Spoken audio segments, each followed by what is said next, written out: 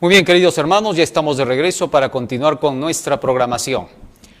Hoy vamos a hablar acerca de un tema sumamente importante para la humanidad, el Evangelio. El Evangelio de Dios debe llegar al mundo entero y sobre todo en esta última etapa de la historia debe de ser concluido. La humanidad entera debe de saber de qué se trata a fin de tomar una decisión inteligente para su salvación. Por eso vamos a hacer un repaso completo de lo que es el Evangelio y la forma en que tenemos que comunicarlo en esta última hora. Vamos a ponernos de rodillas y vamos a hacer una oración para poder entender el mensaje.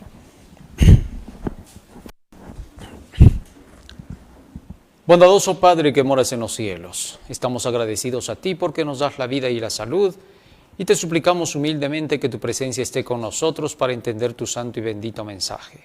En el nombre de Jesús. Amén. Amén, Señor. Amén.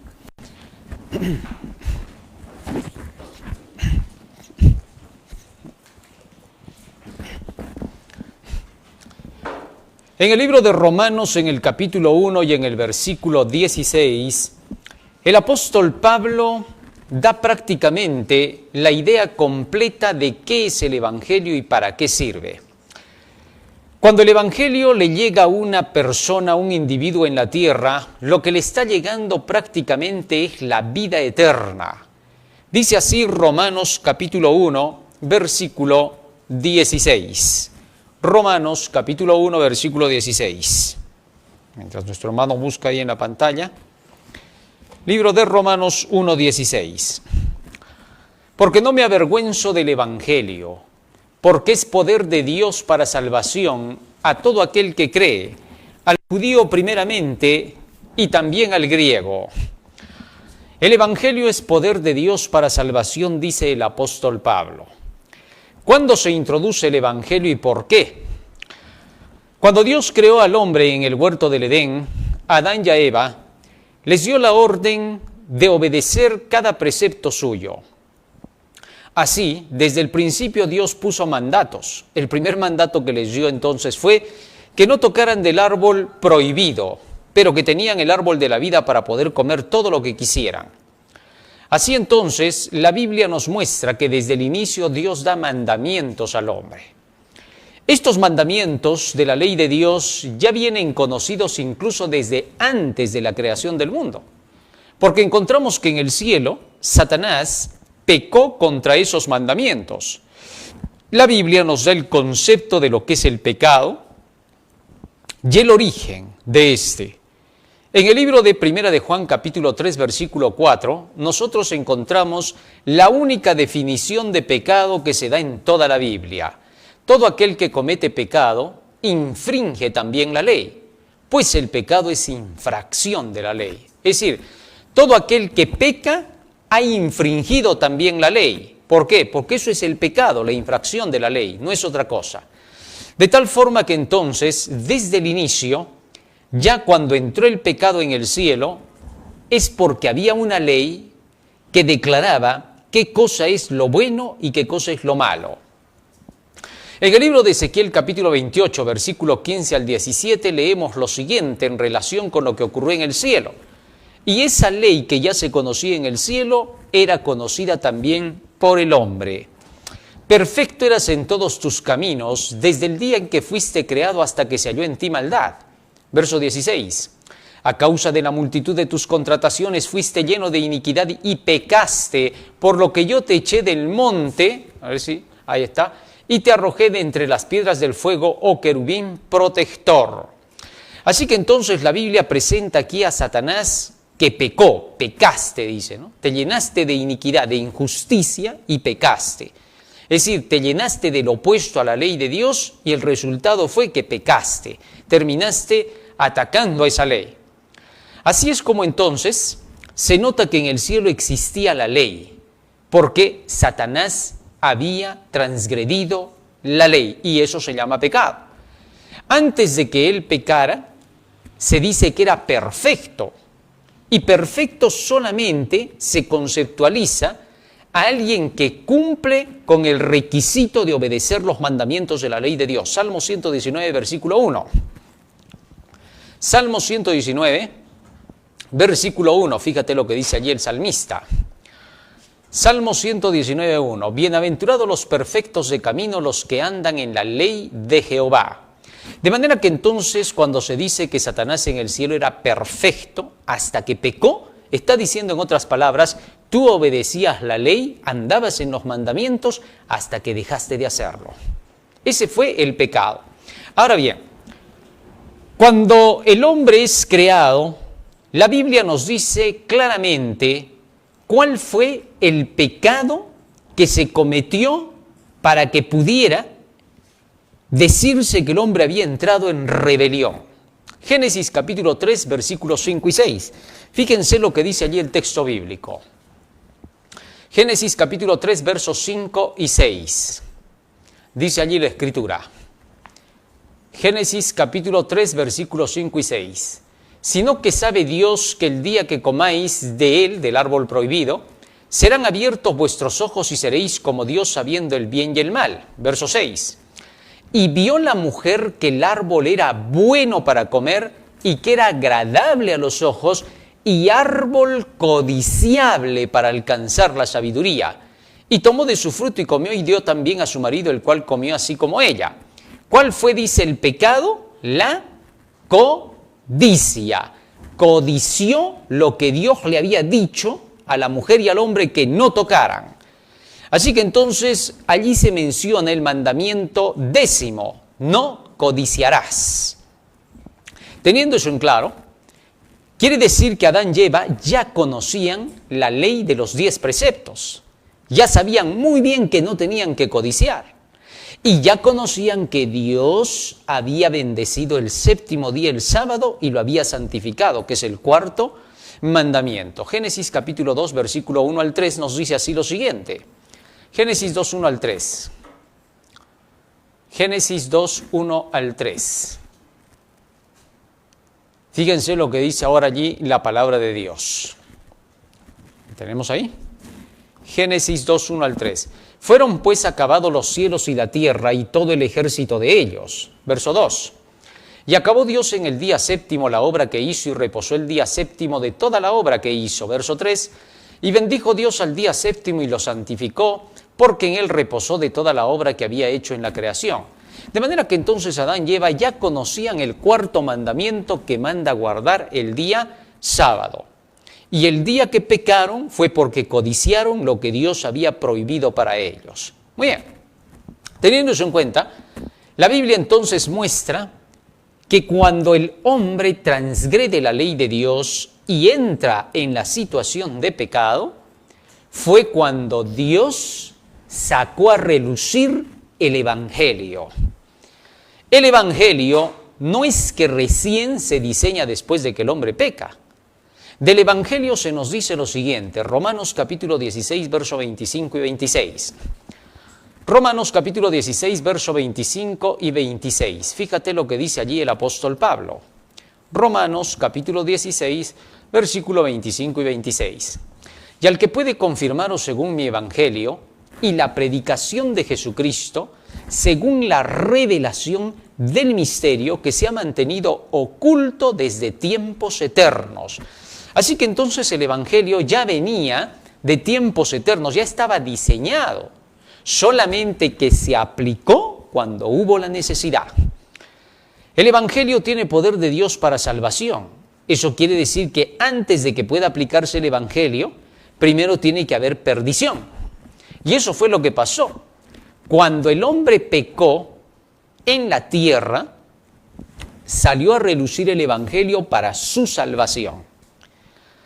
Y solo para el ser humano se dio esta gracia. ¿Por qué no se le dio esa gracia a Lucifer y a los ángeles que pecaron contra Dios? Bueno, porque todos estos, en principio, comenzando por Lucifer, él no fue engañado por nadie. Él simple y llanamente dio origen al mal por su capricho y por su engreimiento. Así es como lo pinta Ezequiel capítulo 28, versículo 17, ¿no? Donde se dice que se le engrió el corazón a causa de su hermosura. Así que entonces él simplemente se rebeló, no quiso obedecer a Dios y punto. Ese es el asunto así.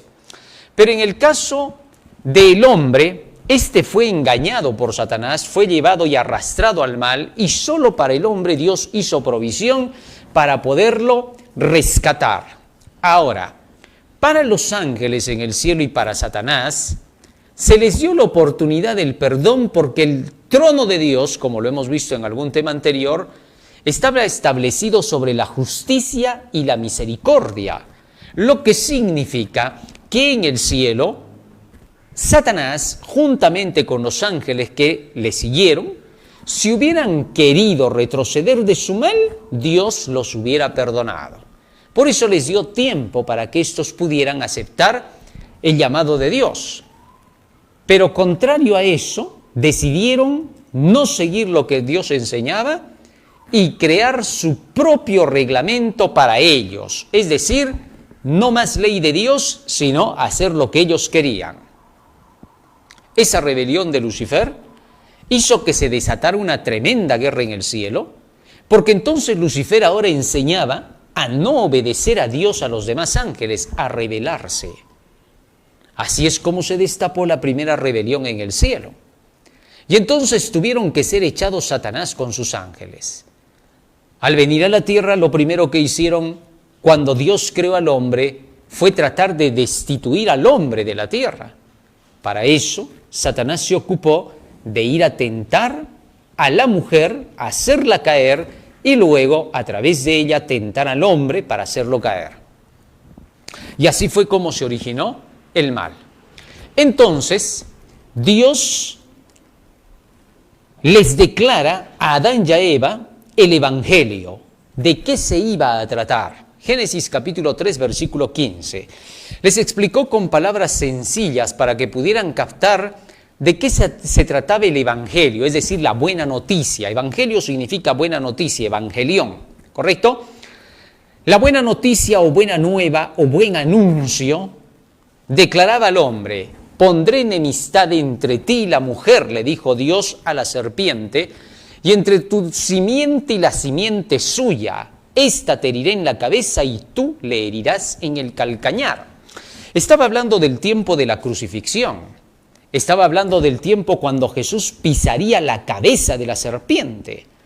Pisar la cabeza de la serpiente significaba que Jesús, la simiente santa, llegaría a demostrar el error de las enseñanzas de Satanás. Eso es pisar la cabeza de la serpiente, destrozar sus ideas, sus falsas enseñanzas. Cuando Cristo estuvo hace 2000 años aquí en la tierra, Él destrozó por completo las ideas de la serpiente cuando destruyó las ideas de los fariseos y los saduceos. Sin embargo, el texto dice que cuando Jesús pisara la cabeza de la serpiente lograría herir en el calcañar a Jesús. Y esto representa al momento en que lo manda a la cruz. No lo mata, pero sí lo hiere, lo priva, lo desmaya, vamos a decir así. Y eso fue precisamente lo que ocurrió. Jesucristo fue atacado por la serpiente y entonces quedó por esa razón desmayado. Es decir, la crucifixión. Desmayado digo en el sentido de que la muerte no pudo con él. Muy bien. Así entonces Adán y Eva entendieron que era el Evangelio, que había esperanza en la simiente santa, que a través de Jesucristo podrían obtener el perdón del pecado y la transformación para volver a la lealtad a la ley de Dios. Adán y Eva debían permanecer en la inmortalidad. Fueron creados para la inmortalidad, nunca fueron creados para que tuviesen que morir. Ellos iban a vivir eternamente como Dios. Pero cuando ellos aceptaron el pecado, Romanos 6:23 declara que la paga del pecado es la muerte. La paga de la transgresión de la ley es la muerte. ¿Por qué? No era una muerte instantánea. Era una muerte que iba a ir entrando paso a paso en el ser humano debido a la degradación de su propio cuerpo por la multitud de acciones negativas que continuarían después de la primera. Así entonces es que ellos no es que cayeron de inmediato fulminados. Más aún, ya se había puesto un Salvador, un sustituto que cargaría con sus pecados para que éstos no tuvieran que perecer de inmediato. Así, la Biblia nos dice en 1 de Pedro capítulo 1, verso 18 al 20, que Cristo ya fue el Cordero inmolado desde antes de la fundación del mundo. Es por eso que Adán y Eva no cayeron fulminados, porque ya había un Salvador y porque el pecado iba a ir calando poco a poco. Sin embargo, llegaron al punto en que perecieron, aunque no instantáneamente, sí al pasar los años. A medida que el hombre continuó en este mundo, hubieron muchos casos en los cuales él tuvo que aprender para ser restaurado. Y se dio cuenta de que el pecado traía deterioro. Vio a sus descendientes cometer errores. Vio a sus hijos, como en el caso de Caín, matar a su hermano. Es decir, muchas cosas más. De manera que entonces el pecado continuó de uno a otro, pero la esperanza de volver nuevamente a la obediencia perfecta de la ley de Dios para poder nuevamente permanecer en el jardín del Edén estaba abierta. Tal es así que entonces, para que el hombre permaneciera en la inmortalidad del paraíso, necesitaba estar alejado del pecado, no volver a él. Pero como el hombre ya había pecado, se debilitó. Ahora, el Evangelio venía a fortalecerlo para que pudiera nuevamente alcanzar la victoria, que volviera otra vez a la obediencia perfecta de la ley de Dios, que es la única característica para volver al jardín del Edén. Así que a través de la muerte de Cristo y por medio de las enseñanzas que Dios les iba a dar de allí en adelante, el hombre volvería otra vez a la perfección. Este punto es el clave dentro del Evangelio. Dos cosas que debía de producir el Evangelio como resultado en aquellos que buscaban la salvación. Hechos capítulo 26, versículo 18. El apóstol Pablo explica cómo es que el Evangelio puede llegar a producir el efecto de la salvación en el hombre. Para que abra sus ojos, para que se conviertan de las tinieblas a la luz y de la potestad de Satanás a Dios, para que reciban por la fe que es en mí perdón de pecados y herencia entre los santificados. A fin de que el hombre pudiera volver al paraíso perdido, la condición para estar ahí adentro era la de tener una experiencia de vida como la tuvieron ellos antes de pecar, Adán y Eva. Así que entonces, en el plan del Evangelio, estaba precisamente eso, lograr que el hombre nuevamente armonizara con la ley.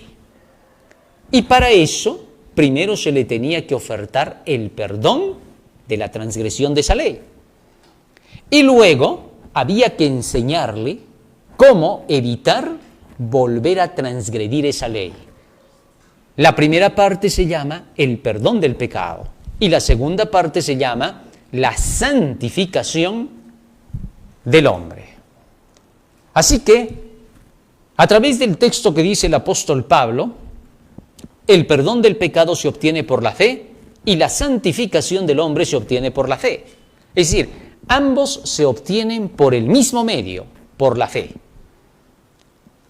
Tal es así que cuando el hombre pide perdón al Señor por sus pecados cometidos, el hombre cree que ha sido perdonado no porque lo siente, no porque simple y llanamente él quiere pensar que está perdonado, sino por la fe. ¿Cómo es eso de que por la fe entonces? Romanos capítulo 10, versículo 17, dice lo siguiente. Romanos 10, 17. Así que la fe es por el oír, y el oír por la palabra de Dios. Cuando tú escuchas que la palabra de Dios te dice que tú estás perdonado, es porque estás perdonado. A eso se le llama la fe. Tú no le engendras esa fe, eso es imposible. Dios la engendra con sus escritos, con su palabra. Cuando Jesús le dijo al paralítico, tus pecados te son perdonados, porque Jesús le dijo eso, por eso fue perdonado. Si eso le hubiera dicho Anás o Caifás, no hubiera sido perdonado. Pero como Jesús lo estaba diciendo, era suficiente. Ahora, cuando los circunstantes, sobre todo sus enemigos, los fariseos, escucharon que Jesús dijo eso, se alborotaron. Y dieron a entender que Jesús estaba hablando una blasfemia. Porque ¿cómo podía él decir tus pecados te son perdonados? Si el único que puede determinar eso es Dios, dijeron. Sin embargo, Jesús hablaba de que el perdón de los pecados le era dado a ese hombre, porque a través de las Santas Escrituras, Jesús había sido delineado por la profecía como alguien capaz de poder declarar el perdón de los pecados a un hombre que cumplía con los requisitos de venir humillado ante Dios. Jesús vio ese caso en el paralítico y por eso le dijo, tus pecados te son perdonados. Y cuando los fariseos quisieron negar que Jesús en realidad estaba perdonando el pecado, como a decir que solo era una mera blasfemia, Jesús entonces dio una prueba de la capacidad que tenía para poder perdonar pecados. Inmediatamente le dijo al paralítico, levántate, toma tu lecho y anda. Y les preguntó a todos estos, ¿qué cosa es más fácil decirle a un hombre? ¿Tus pecados te son perdonados? O levántate, toma tu lecho y anda. Y cuando le dio la orden Jesucristo, el paralítico se levantó. Y Jesús dijo, para que sepáis que el Hijo del Hombre tiene potestad para perdonar pecados, realizó el milagro. Al ver que se había sanado el paralítico, quedaba en claro, ahora a la vista, de que cuando Jesús dijo que estaba perdonado, estuvo perdonado.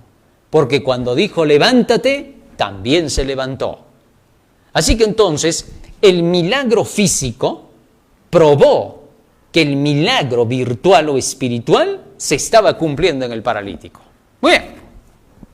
Así entonces, el perdón lo obtenemos por la palabra de Jesucristo, por el oír de la palabra de Dios. Eso se llama el perdón por la fe, o también conocido con el nombre justificación por la fe. La palabra justificar significa perdonar, absolver de un pecado o de una transgresión. En el libro de Job, capítulo 40, versículo 8, la palabra justificar se la pone como opuesta a la condenación. Job 48. ¿Invalidarás tú también mi juicio?, le preguntó Dios a Job. ¿Me condenarás a mí para justificarte tú? Así que entonces la justificación es lo opuesto de la condenación. Justificar, perdonar, absolver. Pero todavía justificado no significa salvado. Recién está en el proceso. Eso se llama perdonado. Hay algunos que confunden y piensan que cuando el hombre es perdonado, ya está salvado. Pero la Biblia no enseña en ninguna parte que eso significa estar salvado. Lo que la Biblia enseña es que una vez que somos justificados, todavía nos falta un proceso más. ¿Cuál? Ahora lo vamos a ver a continuación. Una vez que el hombre queda libre del pecado, ahora no debe volver más al pecado. Porque si vuelve al pecado, entonces vuelve a estar bajo transgresión. Gálatas capítulo 2, versículo 18 dice lo siguiente. Gálatas capítulo 2, versículo 18. Porque si las cosas que destruí, las mismas vuelvo a edificar, transgresor me hago. Es decir, si yo vuelvo a lo mismo que ya renuncié, otra vez soy transgresor. Lo que significa que no estoy justificado, no estoy perdonado. Estoy perdiendo el perdón. Entonces, ¿qué tengo que hacer? Lo que tengo que hacer es renunciar al pecado y abandonarlo. Romanos capítulo 6, versículo 2. El apóstol Pablo explica este asunto así. Romanos capítulo 6, verso 2. Fíjense lo que dice allí. Romanos capítulo 6, verso 2. Desde el 1 y 2 vamos a leer. ¿Qué pues diremos? ¿Perseveraremos en el pecado para que la gracia abunde? Verso 2. En ninguna manera, porque los que hemos muerto al pecado ¿cómo viviremos aún en él?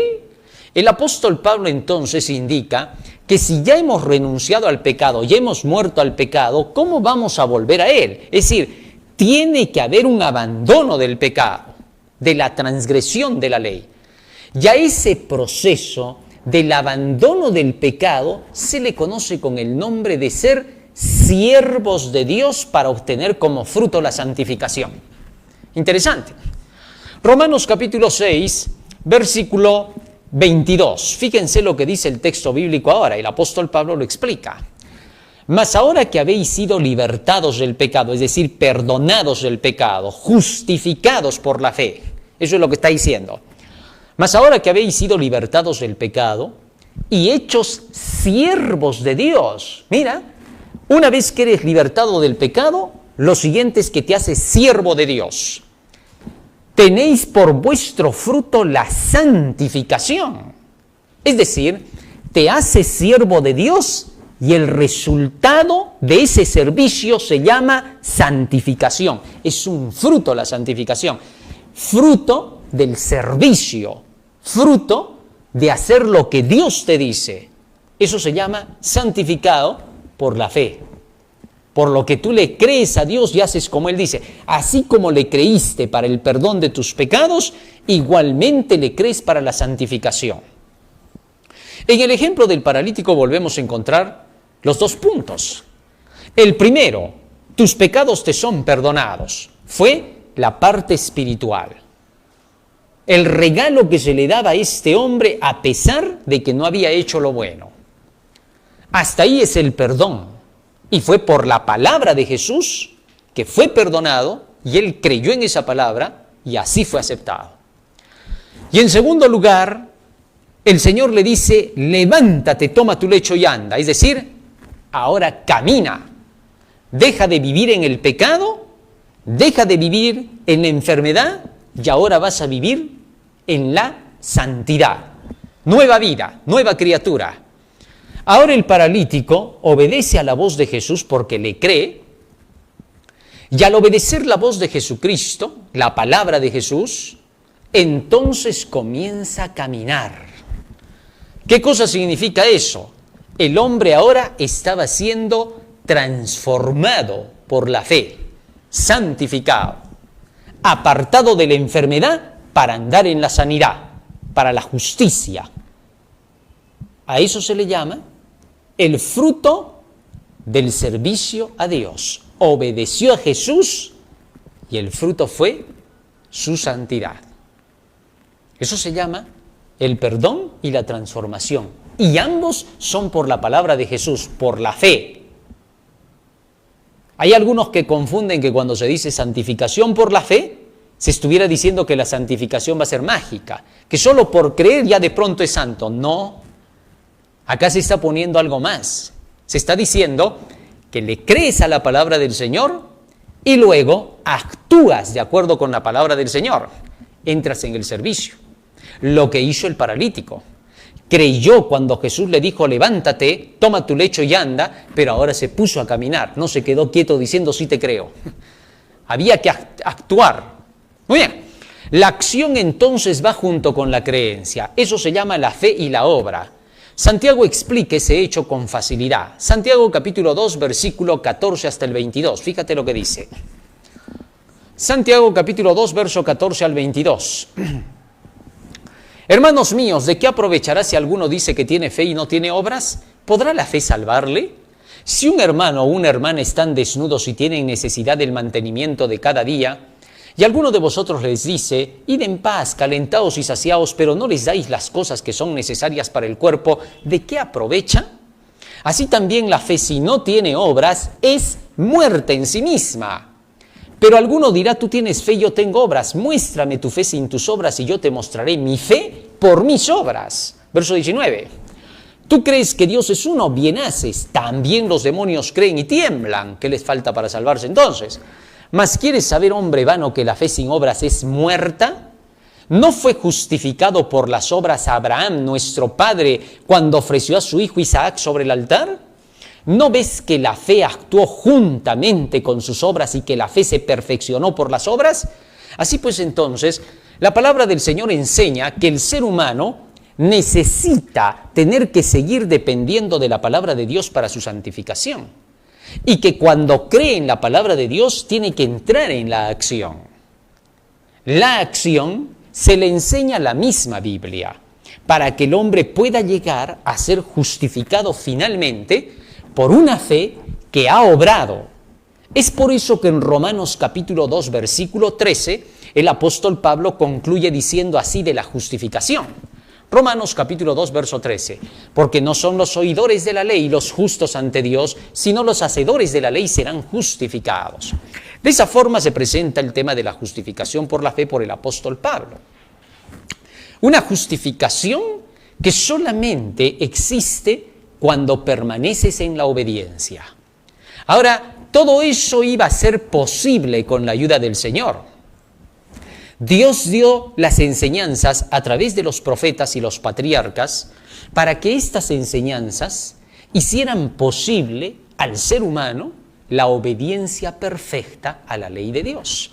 Deuteronomio 29, por eso dice la Escritura, ¿cuál es el propósito de la revelación? Es decir, de todas las enseñanzas de Dios por medio de los patriarcas, los profetas, los apóstoles y el mismo Jesús.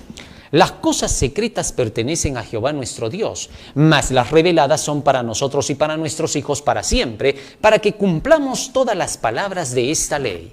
Así que entonces todas las cosas reveladas que Dios ha dado es para poder cumplir la ley.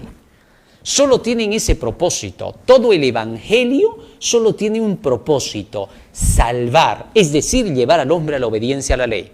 Y ahora viene el punto clave de todo esto. En ese evangelio que se nos pide que tengamos que obedecer la ley para poder ser salvos, se nos enseña que cuando Adán y Eva estaban en el huerto del Edén, sin haber pecado, ellos estaban a salvo. Pero cuando ellos pecaron desobedeciendo al mandamiento expreso de Dios, ellos perdieron la salvación. Así que mientras obedecían estaban salvos, en la desobediencia estaban perdidos. Para que el hombre pueda volver a estar a salvo, necesita volver a estar en la obediencia perfecta de la ley de Dios. A otra cosa no se le llama salvación. Ningún transgresor de la ley está salvo. Es mentira eso. Para que el hombre sea salvo necesita estar otra vez en la obediencia perfecta de la ley de Dios. De otra forma, el hombre todavía está perdido. No puede decirse nadie, ya estoy salvo. El libro de San Mateo capítulo 24, versículo 13 nos dice claramente cuándo es que el hombre podrá decir soy salvado. Ahora no puede decir eso, porque está en un proceso, porque todavía puede pecar, porque todavía puede retroceder. El apóstol Pablo dice, si retrocediere no agradará mi alma. Y aquí hay un detalle que se tiene que entender.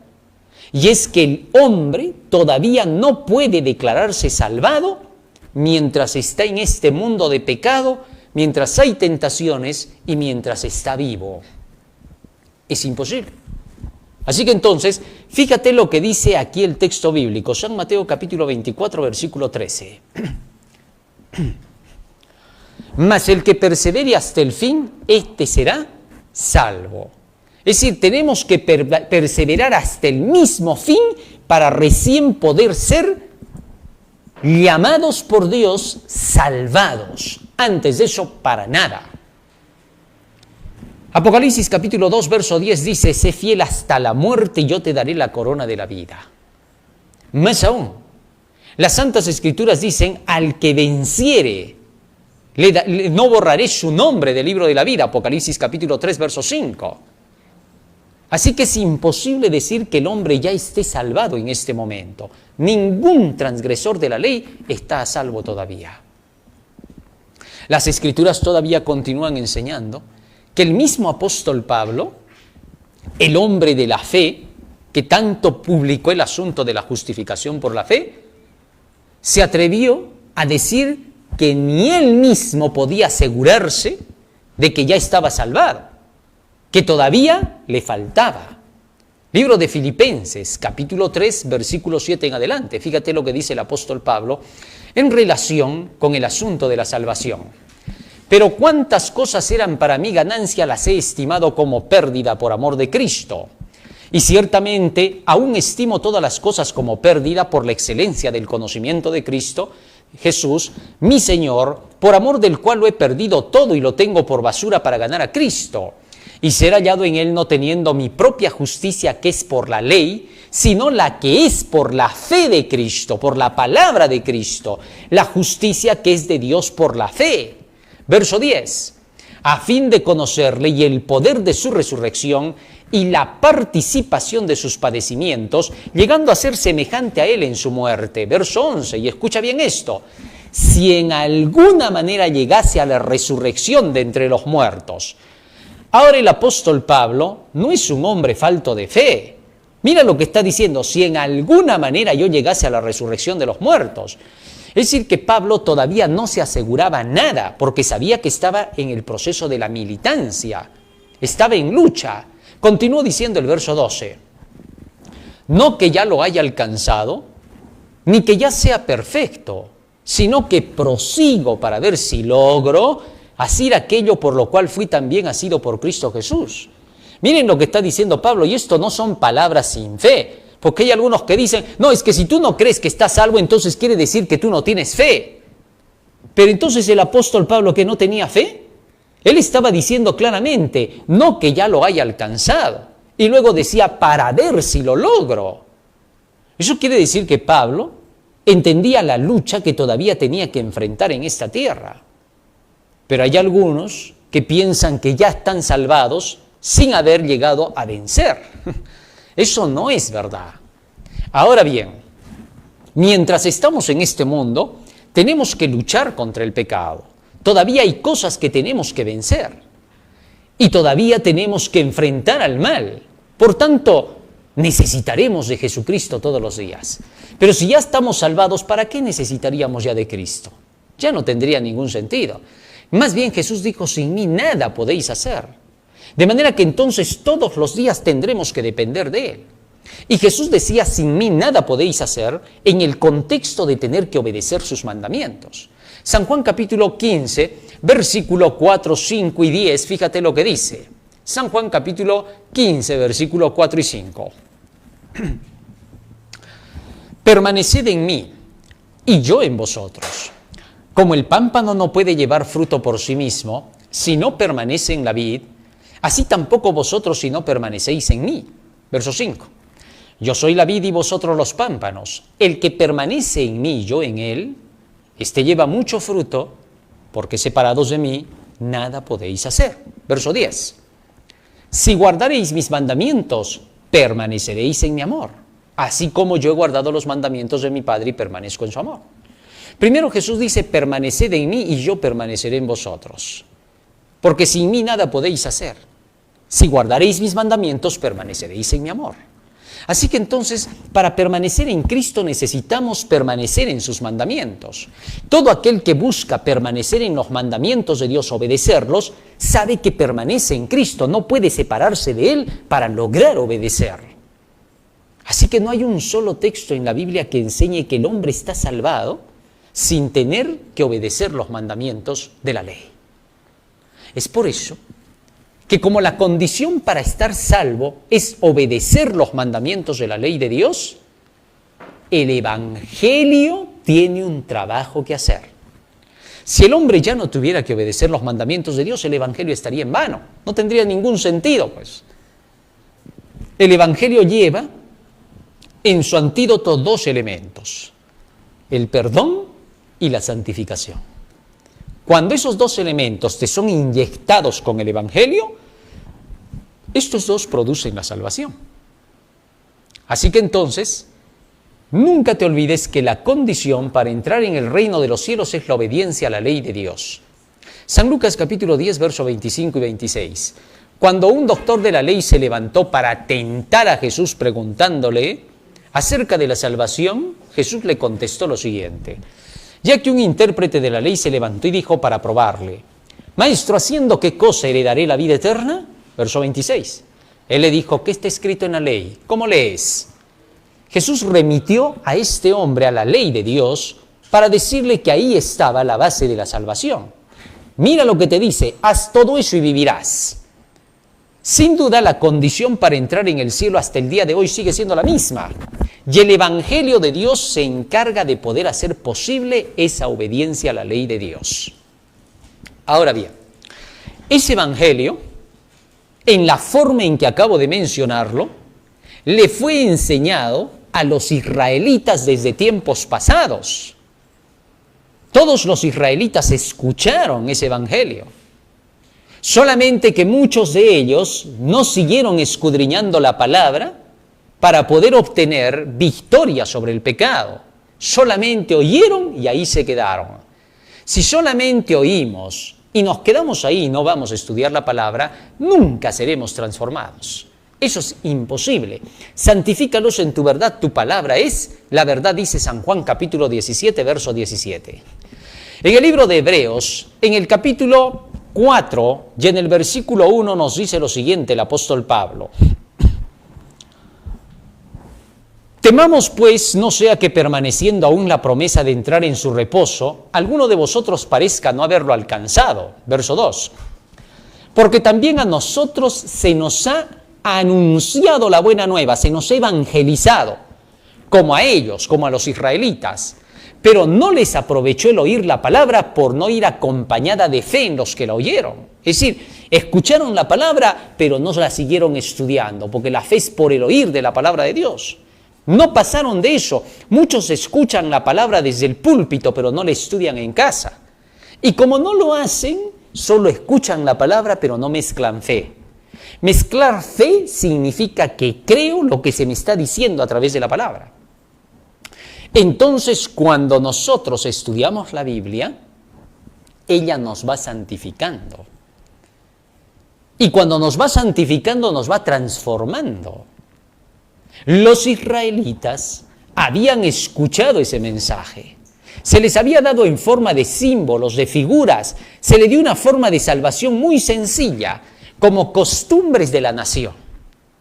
A través de 7 solemnidades, el Señor les había mostrado a los israelitas cómo era todo el plan de la salvación. Tal es así que en las solemnidades de la Pascua, de los panes sin levadura, las primicias y el Pentecostés, les enseñó cómo se llevaba a cabo el plan de la salvación o redención.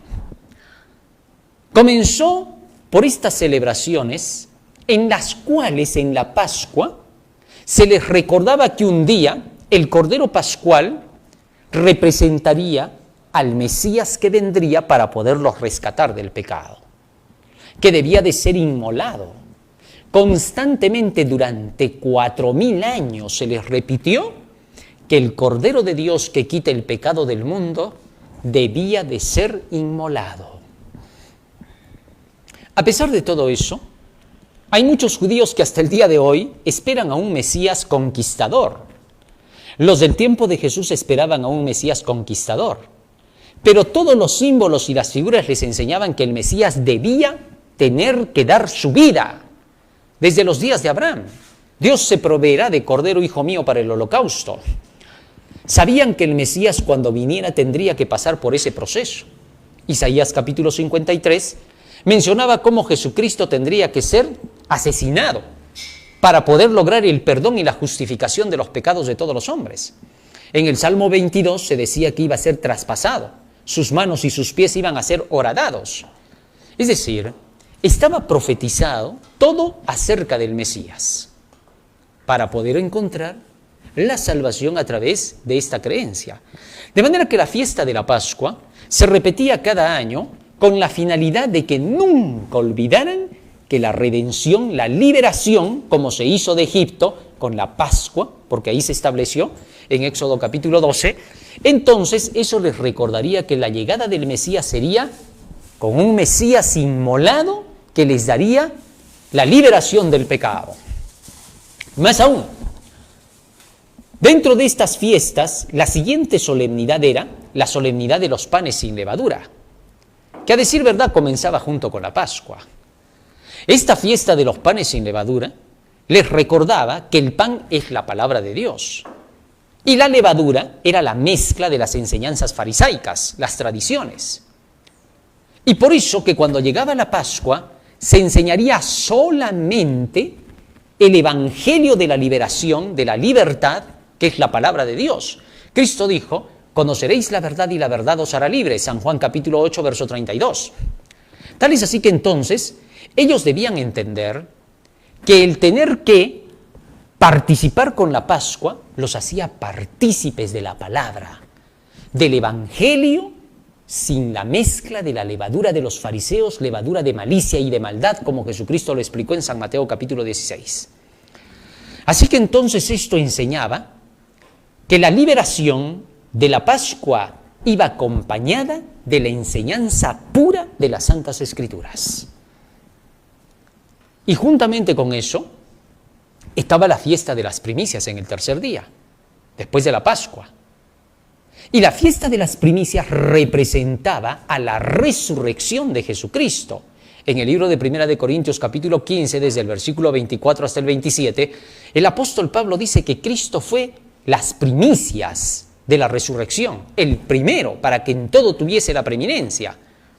De esa forma, a través de la fiesta de las primicias, se mostraba cómo Jesucristo, el Cordero Pascual, que daba su vida, volvía a la vida. ¿Para qué?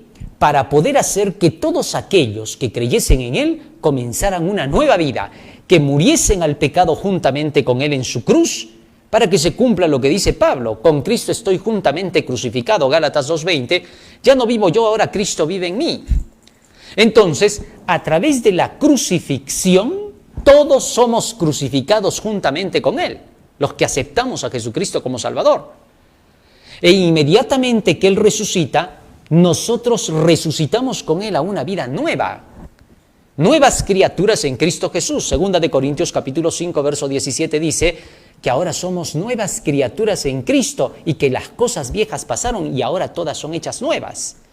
De esa forma es como entonces la resurrección de Jesucristo acredita la nueva vida del cristiano.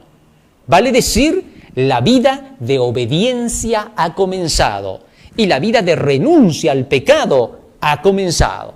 Se renuncia al pecado, se comienza la nueva vida. La nueva vida se caracteriza por andar ahora en los mandamientos de Dios. Y andaré en libertad porque busqué tus mandamientos, dice Salmo 119, versículo 45. De ahí que entonces todos los hijos de Dios comienzan a andar en los caminos de Dios ahora. A eso se le llama la vida nueva. Ahora el cristiano ama la ley que antes veía con terror porque lo condenaba.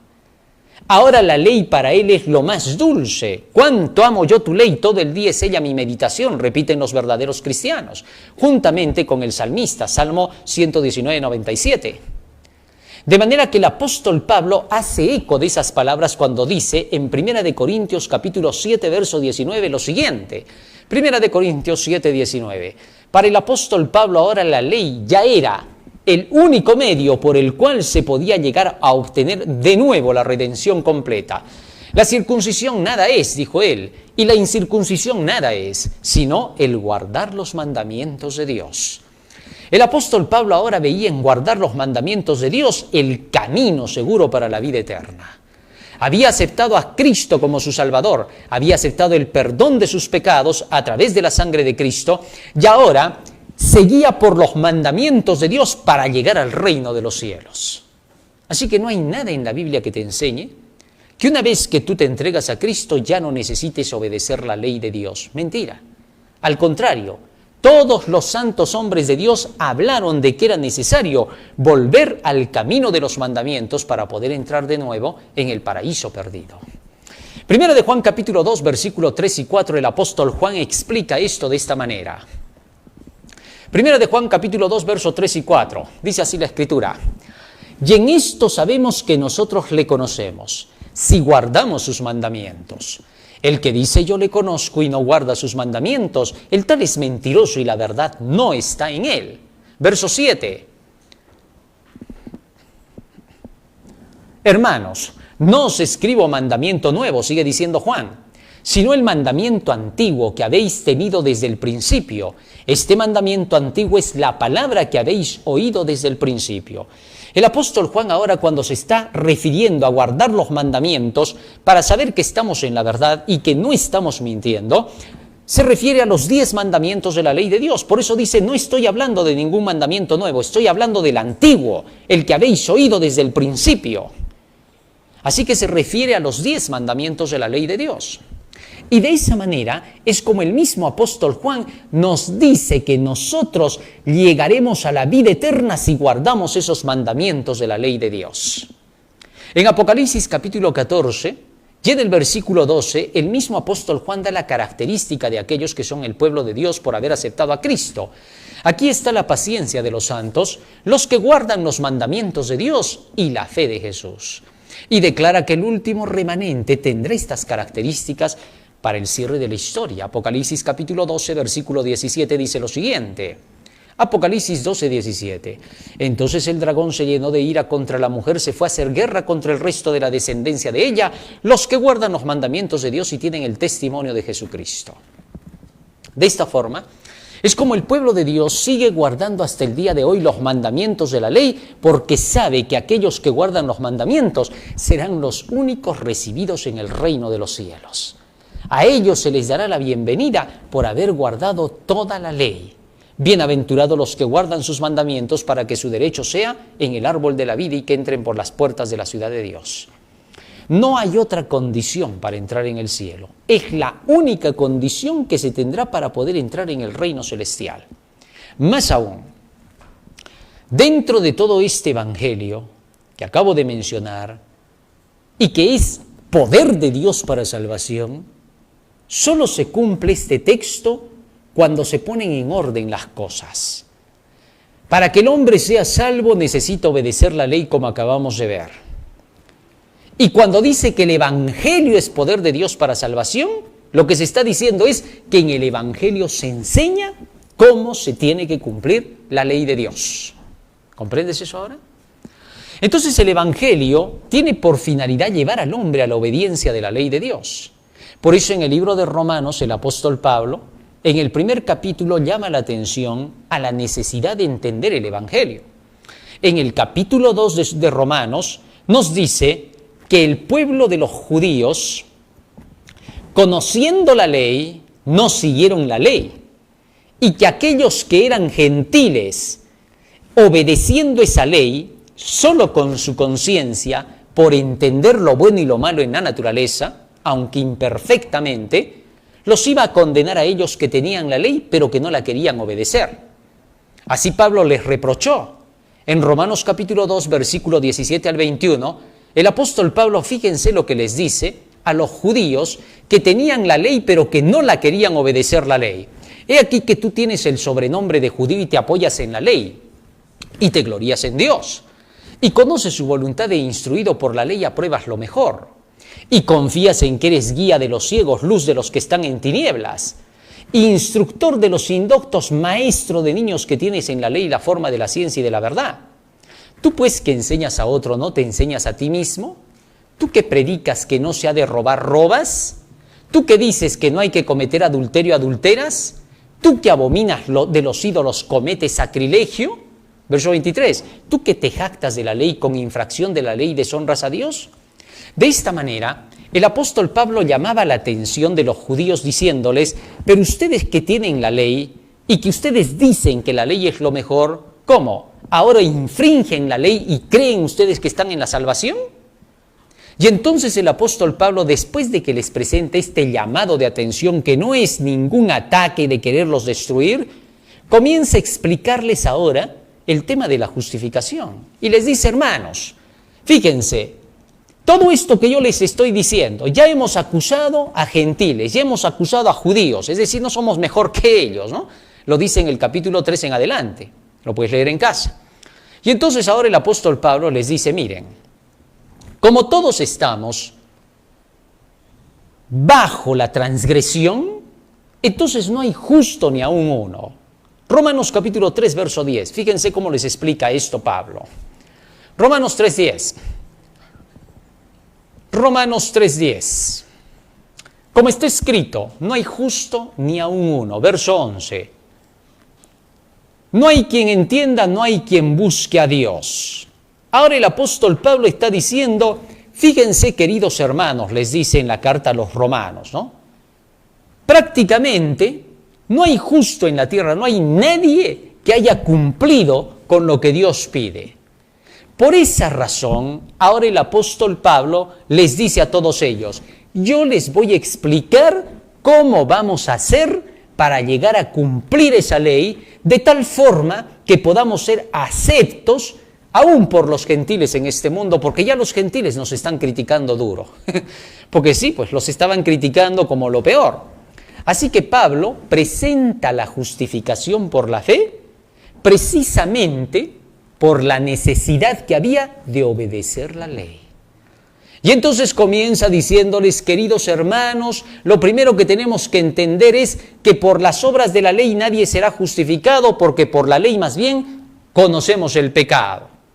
Y desde allí comienza a darles una explicación de cómo se obtiene la justificación y el perdón del pecado, que ya expliqué.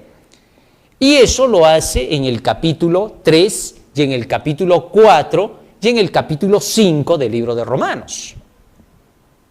Y una vez que les explica de qué se trata todo el perdón, la justificación, entra en el capítulo 6 a explicarles acerca de la santificación.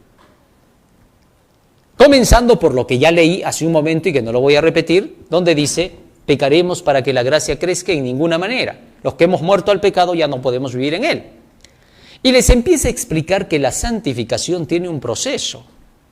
Y entra en el capítulo 7 de Romanos, hablándoles acerca de que para poder alcanzar la santificación se tiene que pasar por un proceso de lucha.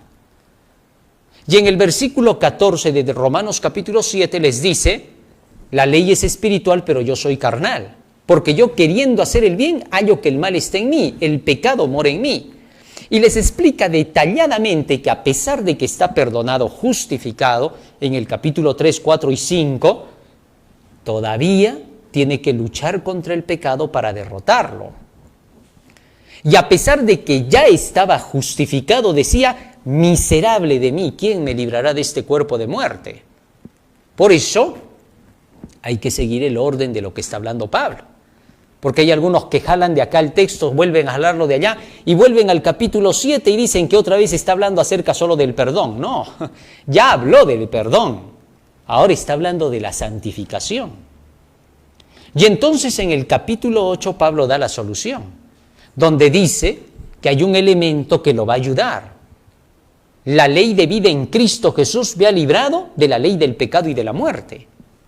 Y luego dice en el capítulo 8, y en el versículo 7 al 9, cómo podría librarse del pecado. Romanos capítulo 8, versos 7 al 9. Fíjate lo que dice allí. Por cuanto los deseos de la carne son enemistad contra Dios, porque no se sujetan a la ley de Dios ni tampoco pueden. Y los que viven según la carne no pueden agradar a Dios. Mas vosotros no vivís según la carne, sino según el Espíritu, si es que el Espíritu de Dios mora en vosotros. Si alguno no tiene el Espíritu de Cristo, no es de él. Ahora el apóstol Pablo dice, la solución para alcanzar la santificación es el Espíritu. Sin el Espíritu no podrías alcanzarlo. Versículo 13, ¿cómo se va a hacer eso? Verso 13, porque si vivís conforme a la carne, moriréis. Mas si por el Espíritu hacéis morir las obras de la carne, viviréis. O sea que el Espíritu aquí es el que tiene que dominar la carne. San Juan capítulo 6, versículo 63, Jesús explicó cómo el Espíritu domina la carne.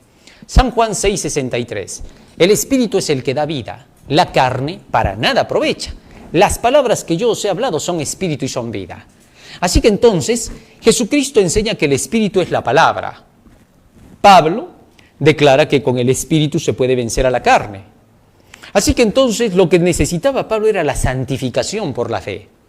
La santificación por la palabra de Dios.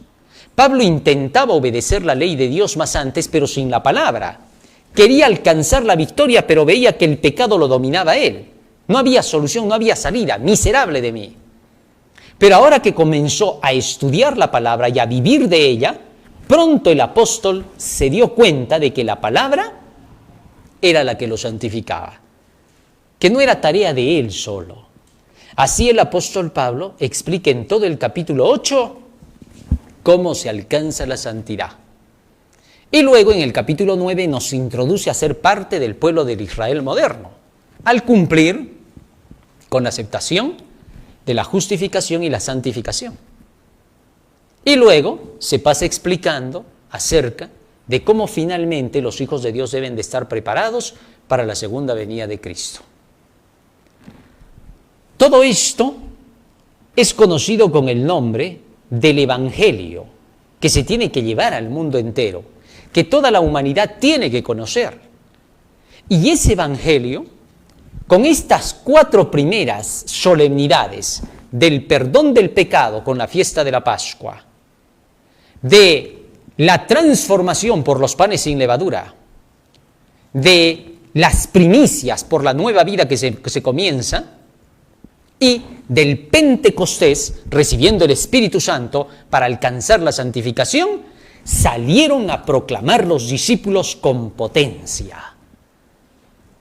Y entonces ese Evangelio se anunció por 1800 años. Y ahora había que anunciar la última parte del Evangelio. A ellos les tocó anunciar a Jesús y a los apóstoles todo esto que acabo de mencionar. Así como a los judíos se les encargó llevar ante el mundo la doctrina del santuario con todos sus rituales para la salvación, así también se encargó a los cristianos la proclamación de estas 4 solemnidades al mundo entero.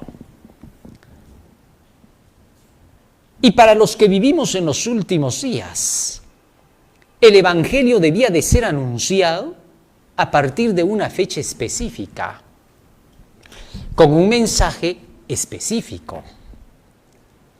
Debíamos de llevar al mundo las últimas 3 solemnidades. Y entonces, para 1844, venía la solemnidad de las trompetas. Era ya para el fin de la historia. La fiesta de las trompetas se llevaba a cabo en el 7º mes, anunciando que ya se acercaban las expiaciones. Se tocaba la trompeta, se llamaba una conmemoración santa, y a todo el pueblo se le decía, se acerca el día de la expiación, el Yom Kippur. Así que todos vayan a prepararse a sus casas, arrepiéntanse de todos sus pecados. Esta es una santa convocación, un santo llamado, convocar, llamar. Así que prepárense, porque se viene el día de la expiación. Y entonces llegaba el día de la expiación, que le seguía la fiesta de las trompetas, y todos debían de ahora, habiendo sido convocados en la fiesta de las trompetas, entrar a la expiación sabiendo que debían de estar arrepentidos de sus pecados, afligiendo sus almas. Todo eso con la preparación de la fiesta de las trompetas. La fiesta de las trompetas representa a la proclamación del mensaje que anuncia que la hora de la expiación llegó. Ese es el mensaje de los 3 ángeles, que anuncian que la hora del juicio ha llegado, la expiación. Porque la expiación en el Antiguo Testamento era la fiesta del juicio de investigación, donde Dios bajaba e investigaba todos los pecados del pueblo, y si alguno no se había arrepentido era cortado del pueblo. Es por eso que en Joel capítulo 2, versículo 1, la fiesta de las trompetas para los últimos días debía de ser anunciada de la siguiente forma. Joel capítulo 2, verso 1, tocad trompeta en Sión, dad alarma en mi santo monte, tiemblen todos los moradores de la tierra porque viene el día de Jehová, porque está cercano. Así que entonces el toque de la trompeta, del mensaje que anunciaba la hora del juicio, también anunciaba que el día de Jehová estaba cercano, que su segunda venida se aproximaba. Y es por eso que para 1844, cuando se cumplen los 2300 años de Daniel 8:14, se anuncia al mundo entero que la hora de la purificación del santuario había llegado, la hora del juicio. Y esto era solemne tener que anunciarlo. Por eso en Apocalipsis capítulo 14, versículos 6 y 7, el llamado es urgente a la humanidad entera. Y toda la tierra debía de ser advertida de que llegó la hora del juicio. Nadie debía de quedarse sin conocer acerca de ese tema del juicio. Apocalipsis 14, 6 y 7, fíjate lo que dice allí. Vi volar por en medio del cielo a otro ángel que tenía el evangelio eterno para predicarlo a los moradores de la tierra, a toda nación, tribu, lengua y pueblo. Había que anunciar el evangelio eterno. ¿Qué decía ahora el evangelio? Diciendo a gran voz: temed a Dios y dadle gloria, porque la hora de su juicio ha llegado, y adorad a aquel que hizo el cielo y la tierra, el mar y las fuentes de las aguas.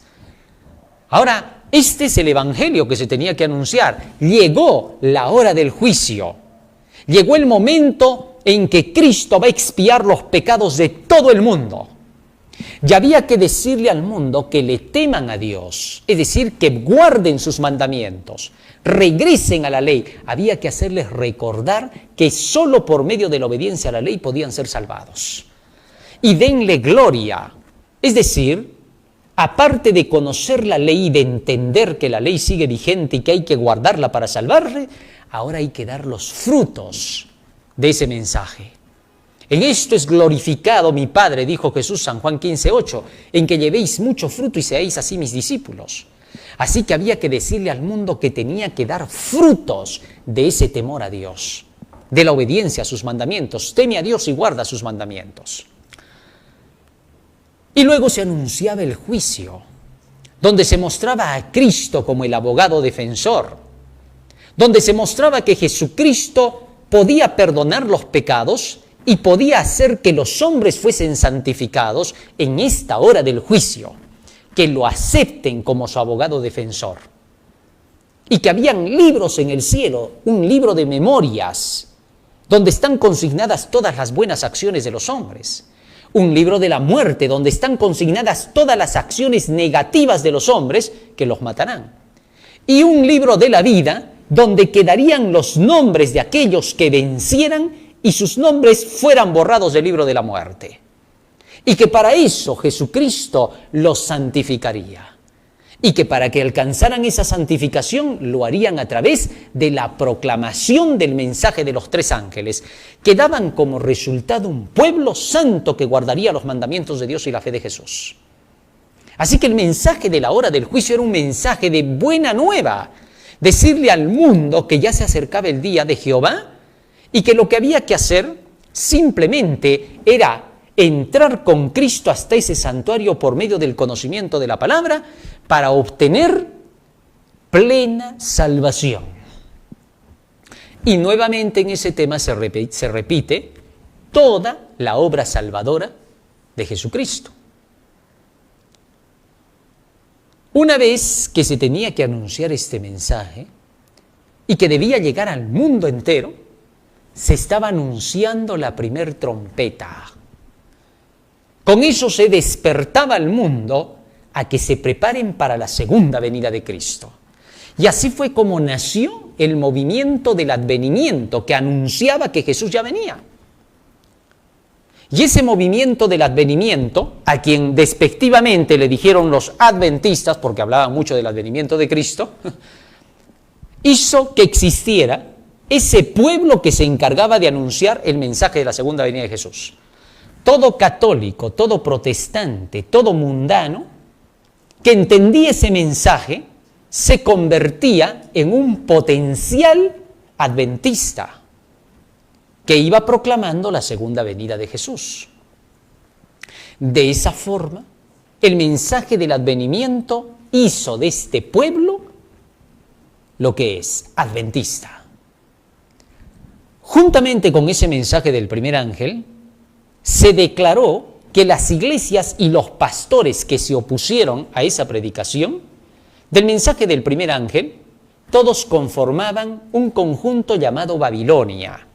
¿Por qué? Porque Babilonia rechazaba por completo las enseñanzas del Evangelio de Dios e introducía en su lugar las enseñanzas humanas.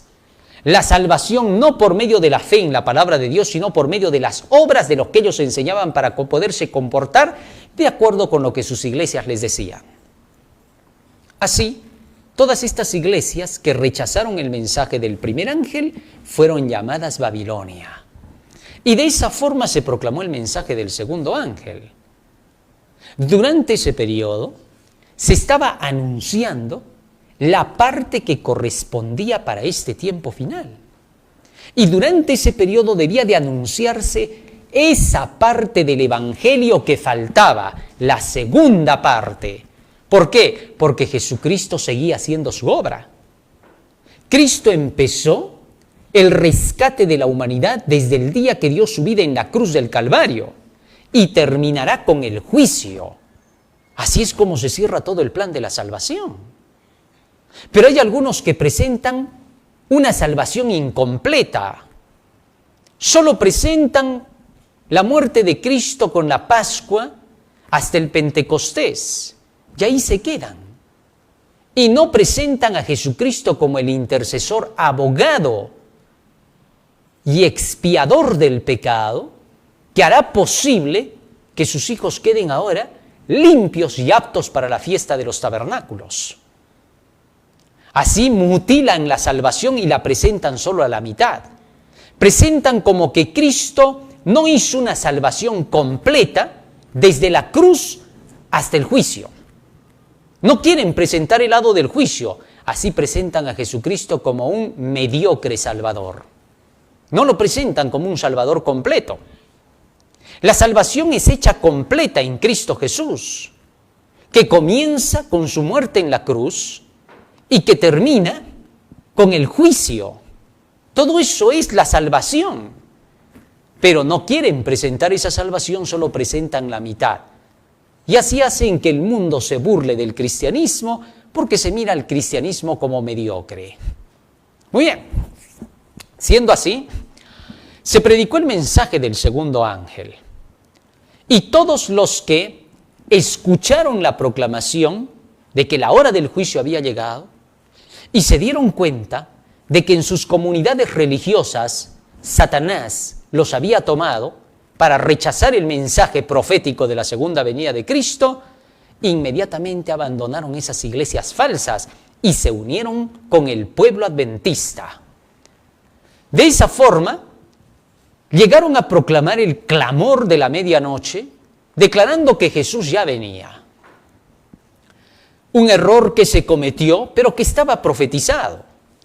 El error se cometió por la tradición, porque se creía que la purificación del santuario sería la destrucción de la tierra, cuando la purificación del santuario era lo que la Biblia dice, la hora del juicio. Levítico capítulo 16, versículo 16, leemos lo siguiente. Fíjense lo que dice allí. Levítico 16, 16. Así purificaré el santuario. Aquí está la purificación del santuario. A causa de las impurezas de los hijos de Israel, de sus rebeliones y de todos sus pecados. Es decir, la limpieza, el borramiento de los pecados se llamaba purificación del santuario, que se realizaba una vez en el año. Esa purificación del santuario fue profetizada ahora para cuando se llevara a cabo la purificación en el cielo para toda la humanidad. Daniel capítulo 8, versículo 14, por eso hace mención de esa purificación con las siguientes palabras. Y él dijo, hasta 2300 tardes y mañanas, y luego el santuario será purificado. El templo de Dios será purificado. Para que esta purificación se tuviera que dar, tendrían que pasar, dice acá, 2300 tardes y mañanas. Una profecía que anuncia los 2300 años que tendrían que pasar desde los días de Daniel hasta el tiempo del fin. Porque a Daniel se le dijo en Daniel capítulo 8, versículo 17 y 19, que la profecía de estos 2300 tardes y mañanas iba a ser para el fin de la historia, para el tiempo del fin, no para sus días. Daniel capítulo 8, verso 17 dice lo siguiente. Vino luego cerca de donde yo estaba, y con su venida me asombré, y me postré sobre mi rostro. Pero él me dijo, entiende, hijo de hombre, porque la visión, los 2300, es para el tiempo del fin. verso 19. Y dijo, he aquí yo te enseñaré lo que ha de venir al fin de la ira, porque eso es para el tiempo del fin. Así que entonces se le dijo a Daniel que los 2300 días eran una profecía para el tiempo del fin. Y luego se le mostró a Daniel que el tiempo del fin, en Daniel capítulo 12, versículo 7, sería para cuando pase tiempo, tiempos y la mitad de un tiempo. La profecía que tiene que ver con los 1260 días, que son tiempo, tiempos y medio tiempo, que se cumplieron para 1798, al terminarse la persecución del pueblo santo. Fíjense lo que dice acá. Yo oí al varón vestido de lino que estaba sobre las aguas del río, el cual alzó su diestra y su siniestra al cielo y juró por el que vive por los siglos, que será por tiempo, tiempos y la mitad de un tiempo. Y cuando se acabe la persecución, la dispersión del poder del pueblo santo, todas estas cosas serán cumplidas. Y las persecuciones del pueblo santo, que duraron tiempo, tiempos y medio tiempo por parte del poder del papado, se terminaron para 1798. Después de 1798, que comenzaba el tiempo del fin, se le dijo a Daniel, los 2300 años serán para ese tiempo, para después de 1798. Y en efecto, estos 2300 años, nos dice la profecía de Daniel capítulo 9, versículo 24 al 27, que se comenzaría a contar los 2300 años desde el tiempo que se diera la orden para restaurar la construcción de Jerusalén. Esta fecha partía en el año 457 a.C., cuando se dio la orden para reconstruir a Jerusalén. Y contando desde el 457 a.C., 2300 años más tarde, llegamos a 1844 después de Cristo, cuando Daniel dijo que en el cielo se purificaría el santuario. Y esa purificación fue mencionada por Malaquías, capítulo 3, versículo 1 en adelante. Fíjate lo que dice. Malaquías, capítulo 3, verso 1 en adelante. He aquí yo envío mi mensajero, el cual prepararé el camino delante de mí, y vendrá súbitamente a su templo el Señor, es decir, sorpresivamente. No sabrían que vendría a su templo. ¿Para qué? A quien vosotros buscáis, y el ángel del pacto a quien deseáis vosotros, aquí viene, ha dicho Jehová de los ejércitos. Verso 2, ¿para qué? ¿Quién podrá soportar el tiempo de su venida? ¿Quién podrá estar en pie cuando Él se manifieste? Porque Él es como fuego purificador y como jabón de lavadores. Venía a purificar a su templo. Era lo que decía Daniel, purificar el santuario. Pero vino súbitamente y su pueblo no lo supo. ¿Por qué? Porque al seguir la tradición, malentendió lo que era la purificación del santuario. No entendió que era la purificación del templo del cielo en la hora de la expiación que se llevaría a cabo en el cielo. Así, de esa manera, es como entonces Malaquías capítulo 3, versículo 5, nos dice que esa purificación sería el juicio. Y vendré a vosotros para juicio y seré pronto testigo contra los hechiceros y adúlteros, etc. Es decir, cuando Jesús venía súbitamente a su templo para 1844 para la purificación, venía para el juicio. Así es como entonces la hora del juicio comenzó para 1844. Y se proclamó el mensaje del primero y el segundo ángeles, y los adventistas creyeron que Jesús ya vendría para destruir la tierra, pero lo que sucedía era que Jesús estaba pasando en el cielo al lugar santísimo para terminar la obra de la purificación del santuario, como lo dijo Daniel. Desde entonces ha empezado la purificación del santuario. Y ahora toda la gente debe ser llamada a la necesidad de prepararse para esa purificación del santuario. Y para eso, Dios enviaría un mensaje que haría que el mundo entero pudiera quedar dividido en dos bandos, los que van a servir a Dios y los que no le van a servir. Ese mensaje iba a ser la proclamación del tercer ángel, que va a dividir al mundo en dos bandos, los que adoran a la bestia y los que adoran a Dios. De manera tal que las profecías presentan que a causa de la proclamación del primer y segundo ángel, Babilonia se levanta enfurecida y ahora busca una alianza entre todos los poderes que conforman Babilonia para atacar al pueblo de Dios. Esos poderes son representados por la bestia y su imagen. Tal es así que entonces los adventistas, cuando vieron que en 1844 Jesús no vino, inmediatamente dijeron, ¿y ahora qué? ¿Qué ha pasado? ¿Cómo vamos a hacer para explicarle esto a la gente? Comenzaron a estudiar y se dieron cuenta que faltaba la proclamación de un mensaje más. Habían proclamado el primero, habían proclamado el segundo, pero faltaba proclamar el tercero. Era parte de la línea de la proclamación del Evangelio eterno. Así que comenzaron a estudiar el tercer ángel y descubrieron que la bestia representaba al papado y que la imagen de la bestia representaba a los protestantes que habían dejado la ley de Dios. Ahora comprendieron que había un mensaje más para proclamar. Y encontraron que el mensaje estaba relacionado con los mandamientos de Dios. Porque el texto decía, aquí está la paciencia de los santos, los que guardan los mandamientos de Dios. Y acompañado de eso se debía enseñar la fe de Jesús. Así que los adventistas comenzaron a enseñar el mensaje de los mandamientos de Dios. Y llegaron a la conclusión de que el sábado de Dios era clave. Y llegaron a descubrir que el sábado fue cambiado por el domingo. Y captaron que el sábado era la señal de Dios, como decía Ezequiel 20, 12 y 20. Y se dieron cuenta de que el domingo era la marca de la bestia. Ahora tenían un mensaje para proclamar rápidamente al mundo. Hacer que la gente regresara a los mandamientos de Dios para que no adore a la bestia. Que la única manera de poder librar a la gente de la bestia y de su imagen era que regresaran a la verdad del sábado. Así que entonces comenzaron a predicar con fuerza la verdad del sábado a partir de 1846. Y miles de personas comenzaron a acompañar en esta predicación.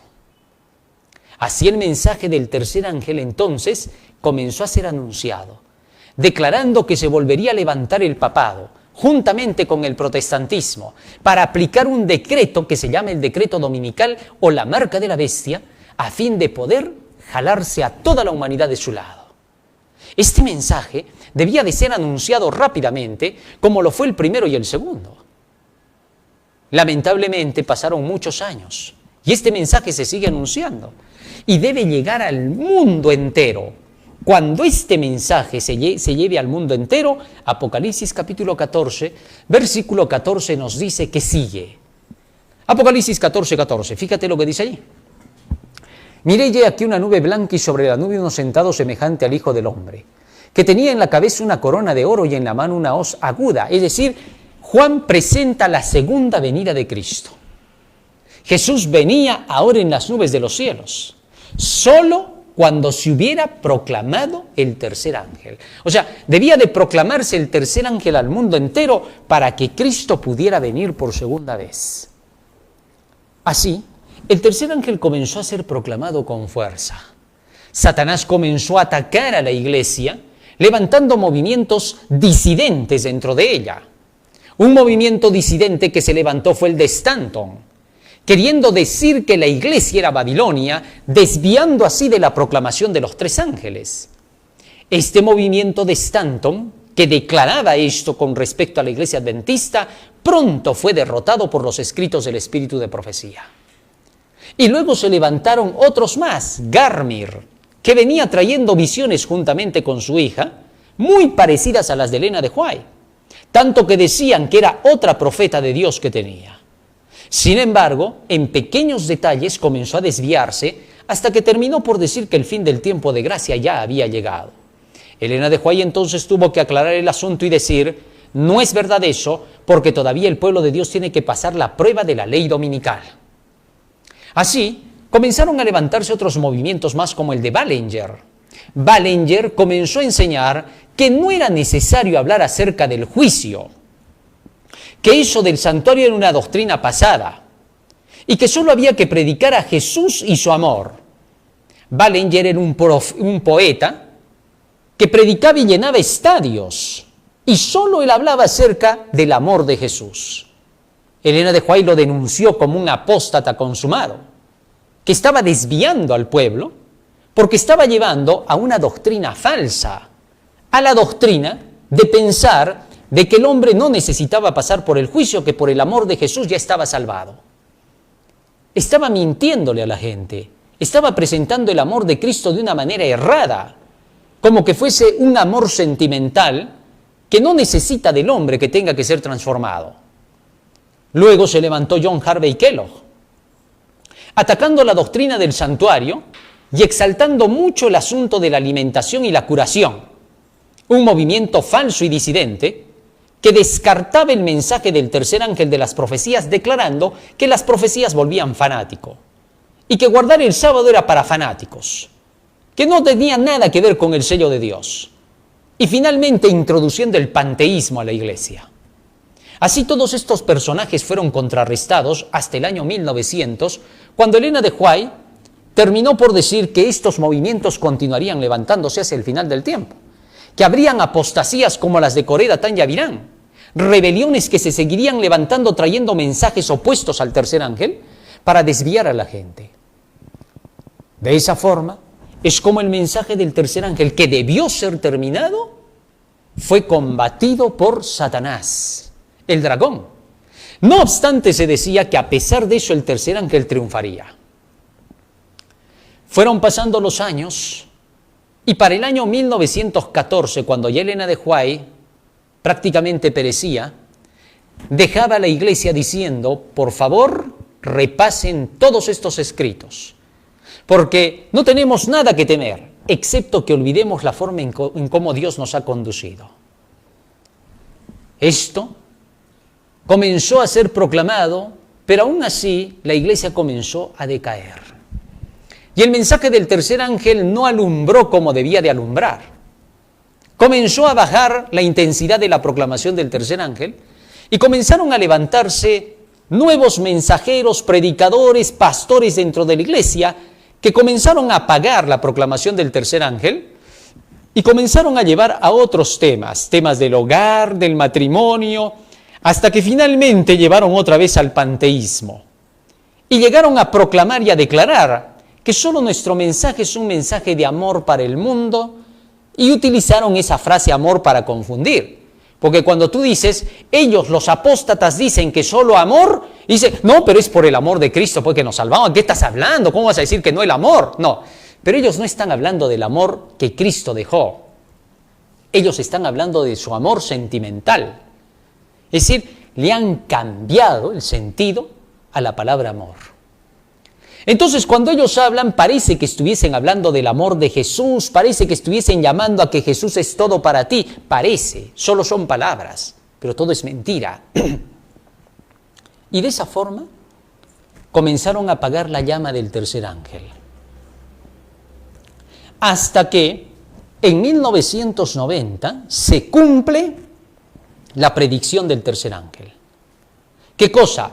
Que la bestia y su imagen se unirían, que solo ellos quedarían para implantar la marca. Y así fue, porque para 1990, con la caída de Rusia, de la antigua Unión Soviética, quedan solo el Vaticano y los Estados Unidos. Y entonces comienza a proclamarse ante el mundo que el tercer ángel se había cumplido. Para ese año, la iglesia adventista comenzó a despertar. Se levantaron carpas por todo lugar para predicar el evangelio. Daniel y el Apocalipsis en todo lado sonaba. Pero Satanás no se quedó dormido y atacó nuevamente contra la iglesia. Y comenzó a hacer aparecer un mensaje al cual le llamaban justificación por la fe, pero no era más que una desviación de la fe. Porque entonces ya no se anunciaba el mensaje que denunciaba a la bestia y a su imagen y su marca, que debía de correr como fuego en el rastrojo, porque se estaban levantando estos poderes y era tiempo de que la iglesia despertara. Y entonces se introdujo un mensaje adormecedor de emociones, sentimientos y psicología. Comenzó a ser proclamado a partir de Brasil en adelante, saliendo hacia el mundo entero, y declarando que no había más que seguir las profecías, que las profecías más bien atemorizan a la gente, que hay que buscar otro método para la predicación, y que ese método tenía que ser renunciando a las doctrinas que nosotros tenemos como base para el adventismo. Nuestros pioneros habían predicado el primero, el segundo y el tercer ángel, y con eso la gente se convirtió en adventista. Y así se formó el sistema adventista del séptimo día, toda la organización basada en esos tres mensajes. Pero ahora de pronto aparecían por ahí hombrecitos que venían declarando que no, que no es ese mensaje el que se tiene que dar en el fuerte pregón, que en el fuerte pregón solamente había que hablar de la fe en Jesús y punto. Pero esa fe en Jesús mencionada no es la fe en Jesús mencionada en la Biblia, es otra fe. Era la fe metafísica, donde solamente te guías por los sentimientos y las emociones, mas no por el conocimiento de la palabra de Dios. Te estaban llevando a un mensaje humanista, donde más se exaltaban las buenas obras aparentes, el amor aparente y el sentimiento aparente, pero no se exaltaba la verdad de la ley de Dios.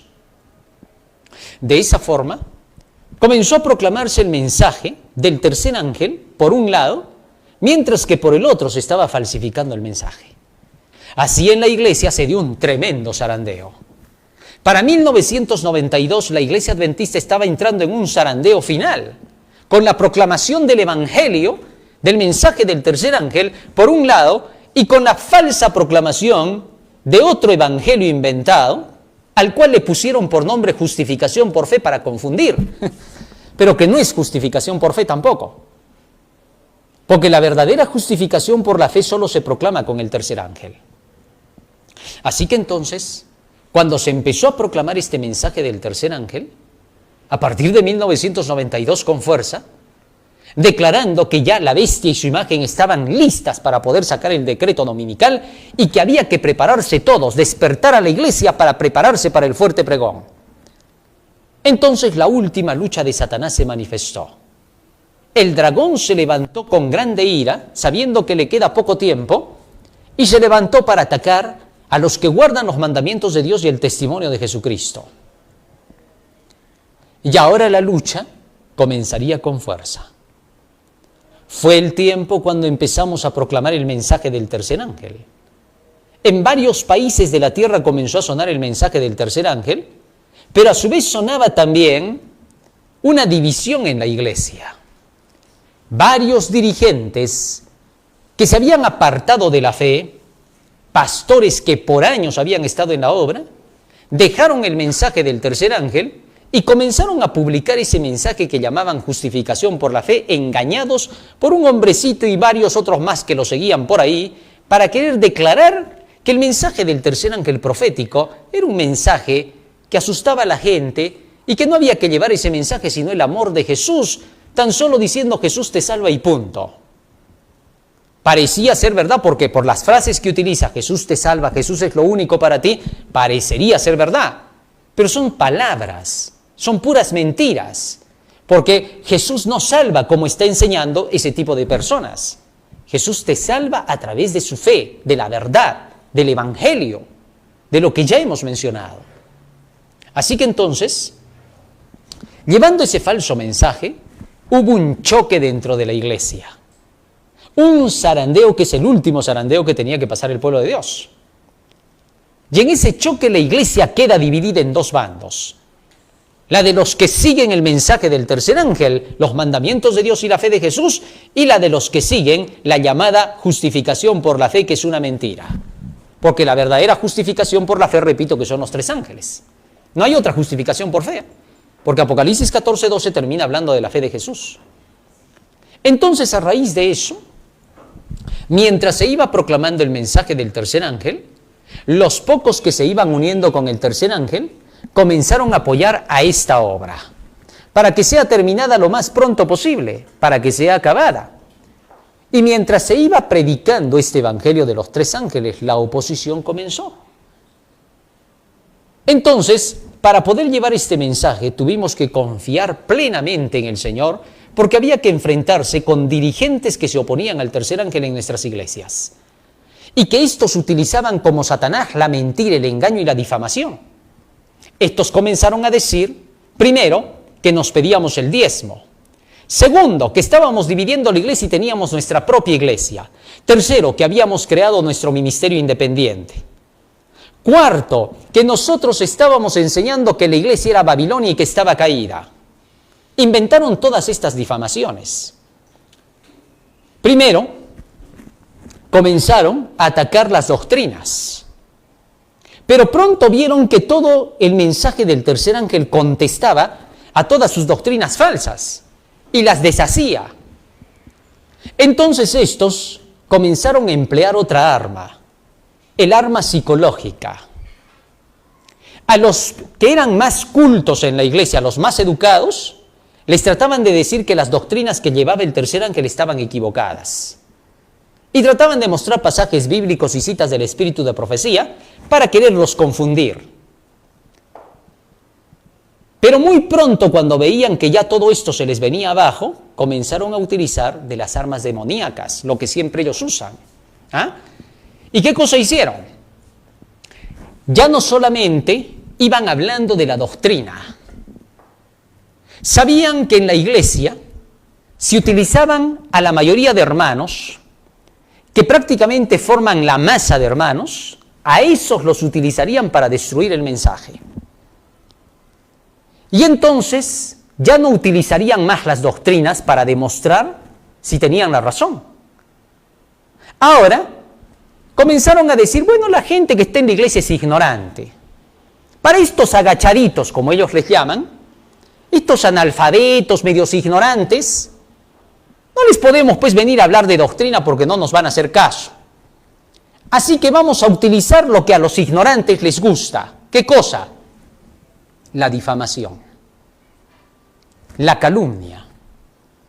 Y comenzaban entonces a ir a los hermanos a decirles, mira, esos son unos tales por cuales están dividiendo la iglesia, están creando su nueva organización, se creen la cuarta persona de la divinidad.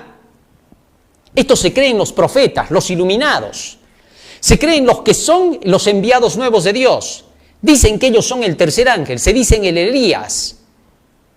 Y con todo eso comenzaron a dominar a las masas y decían, bueno, a estos ignorantes hay que hacerles creer esto. Es por eso que los más agachaditos de la iglesia son los que se creen esa mentira. Porque saben que con las personas que están educadas en la Biblia, que conocen la verdad, no se van a dejar estafar por ese tipo de calumnias. Porque los educados en la Biblia, lo primero que hacen es, oye, un momentito, tú puedes ser el pastor, puedes ser el presidente de la misión, de la asociación División Unión, pero acá tú a mi casa no me vas a venir a meter chismes ni cuentos contra el honor de otra persona. Entonces, como no podían con los educados hacer eso, trataban de meterles cuento de doctrina.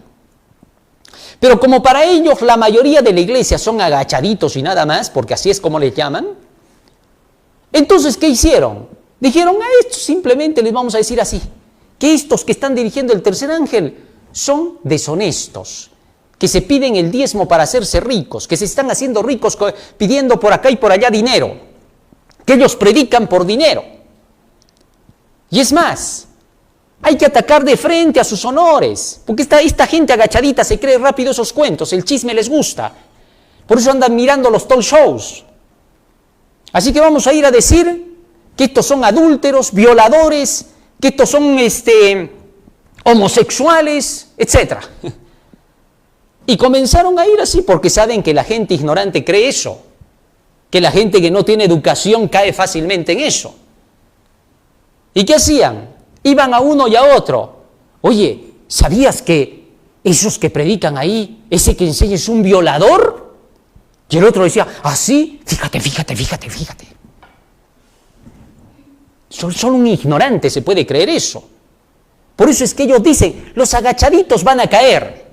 Todos esos son los que creen, los arrinconaditos, porque así es como los tratan a todos nuestros hermanos en la iglesia.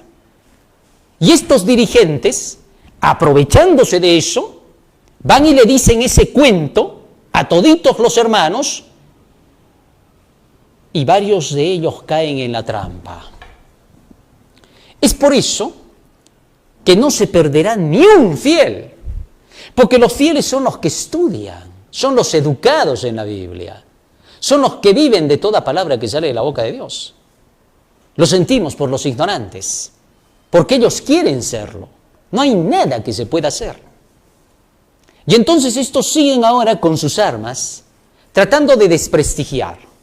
Mientras íbamos predicando el tercer ángel, recuerdo, al principio comenzamos prácticamente de cero. Como siempre, la obra de Dios comienza así.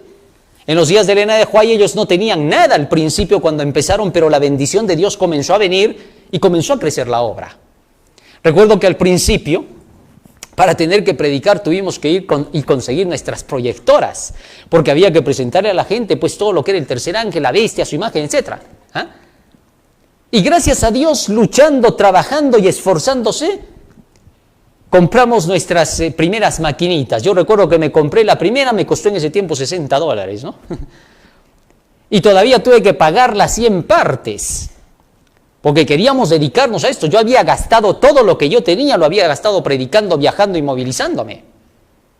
Llegué incluso a vender por ahí todo lo que era de un restaurante que yo tenía en esa época. Mi hermano tuvo que dejar lo que fabricaba productos naturales en ese tiempo, que si nos hubiéramos dedicado con todo eso, ahorita tendríamos fábricas y todo, pero había que dedicarse a la predicación del Evangelio. Y entonces de esa manera comenzó a crecer la obra. Pronto, a medida que iba creciendo la obra, comenzamos a ver las necesidades de la iglesia. Y en ese tiempo fue necesario tener que comprarnos una movilidad para poder viajar de un sitio para otro predicando el Evangelio. Pero cuando compramos una movilidad, vimos que ahora uno salía a predicar y el otro tenía que esperar. Todos necesitábamos ahora. Gracias a Dios, la bendición de Dios hizo que se compre otra movilidad. Y gracias a esa tremenda bendición de Dios, se empezó a predicar un poco más rápido. Pero ahora faltaba otra movilidad, y había que conseguirla, porque había que predicar. Pero los opositores, como son hijos de Satanás, ellos no le llaman bendición. Decían, se están enriqueciendo. Bueno, pues son los hijos de Satanás. Pero todos los fieles decían, gloria al Señor por las bendiciones de Dios. Y gracias a eso se pudo avanzar más rápido con la obra, porque ahora íbamos a 3 lugares distintos. Ya había más predicadores, ya se estaba apoyando más la obra, iba creciendo. Y pronto decidimos que el canal tendría que salir porque era necesario e indispensable. Y en estos últimos años el canal ha crecido.